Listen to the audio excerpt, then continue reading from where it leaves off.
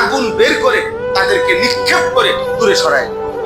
কিন্তু আল্লাহ তাআলা বলেন এই সৌরজগতের সমস্ত কিছু গ্রহ নক্ষত্র উপগ্রহ কোনোটাই প্রথম আসমানের ছাদের সাথে লাগানো না, স্ট্যান্ড দিয়া না। বুঝেন না কথাটা?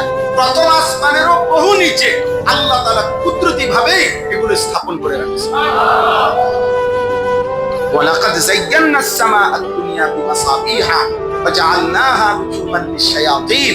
আবার এই কোটি কোটি তারকারাজির মধ্যে আমি আল্লাহ তাআলা এমন আগুন রাখছি এটার ভিতরে একমে তো দেখো মনে আলো জ্বলতেছে, কিন্তু এর ভিতরে আগুন আছে সামান্য ছোট্ট ছোট্ট পরিমাণের আগুন।